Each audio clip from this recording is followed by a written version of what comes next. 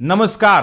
क्या भारतीय बैंकिंग और फाइनेंस जगत के भीतर इस वक्त रिजर्व बैंक ऑफ इंडिया ने एक ऐसा भयंकर और खौफनाक हंटर चला दिया है जिसने देश की बड़ी जनने वाली फाइनेंस कंपनियों के होश पूरी तरह उड़ा दिए हैं।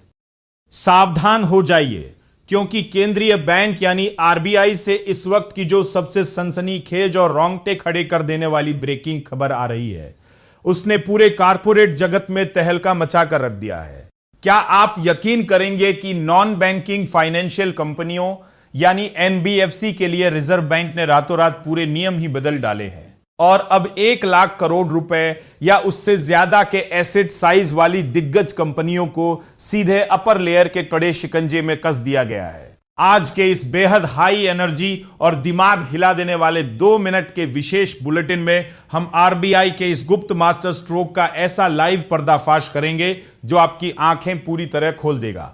वीडियो को अंत तक देखिएगा, क्योंकि आज हम आपको कारपोरेट जगत के इस नए चक्रव्यूह का वो कड़वा सच बताएंगे जिसे जाने बिना अगर आपने बाजार में कोई भी कदम रखा तो आप बहुत बड़े धोखे का शिकार हो सकते हैं। इस वक्त की सबसे बड़ी और चौंकाने वाली अपडेट सीधे आरबीआई के नए वर्गीकरण नियमों से आ रही है। देश की वित्तीय व्यवस्था को पूरी तरह सुरक्षित करने के लिए अब जिन एनबीएफसी की कुल संपत्ति पूरे 1 लाख करोड़ रुपए या उससे अधिक होगी, उन्हें सीधे अपर लेयर की सुपर स्ट्रिक्ट कैटेगरी में डाल दिया जाएगा, जिसकी समीक्षा हर 3 साल में की जाएगी। लेकिन कहानी में असली ट्विस्ट तो सरकारी एनबीएफसी को लेकर आया है। आरबीआई ने सरकारी मालिकाना हक वाली कंपनियों को भी इस अपर लेयर का हिस्सा बनने की अनुमति तो दे दी है, लेकिन उन्हें शेयर बाजार में लिस्ट होने से एक बहुत बड़ी और वीआईपी छूट दे दी है।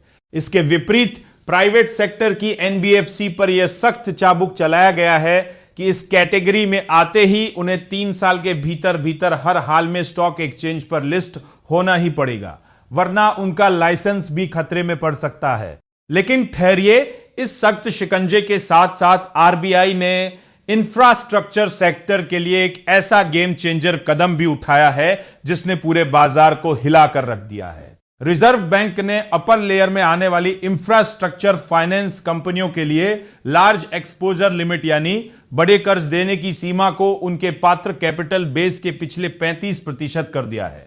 नियमों में दी गई इस 10% की भारी भरकम ढील का सीधा फायदा देश के उन बड़े प्रोजेक्ट्स को होगा जो पैसों की कमी के चलते सालों से बीच में ही दम तोड़ रहे थे, ताकि देश के अहम विकास कार्यों की रफ्तार को कोई रोक नहीं पाए। 1 लाख करोड़ रुपए से बड़े साइज वाली एनबीएफसी पूरे फाइनेंशियल सिस्टम के लिए इतनी महत्वपूर्ण होती है कि उन पर कड़ी रेगुलेटरी निगरानी रखना बेहद जरूरी हो गया था, ताकि बैंकिंग सिस्टम सुरक्षित रहे और देश की आर्थिक रफ्तार को भी सुपरफास्ट स्पीड मिले। तो क्या आपको भी लगता है कि आरबीआई का सरकारी कंपनियों को लिस्टिंग से छूट देना पूरी तरह सही फैसला है, या फिर प्राइवेट कंपनियों की तरह उन पर भी बराबर के कड़े नियम होने चाहिए थे? अपनी राय हमें कमेंट बॉक्स में लिखकर जरूर बताएं और हमारे चैनल को अभी सब्सक्राइब करें और बेल आइकन दबाना बिल्कुल न भूलें। बने रहिए हमारे साथ। ये वीडियो सिर्फ एजुकेशनल मकसद के लिए है। इन्वेस्ट करने से पहले कृपया अपने फाइनेंशियल एडवाइजर से सलाह लें। नमस्कार, धन्यवाद।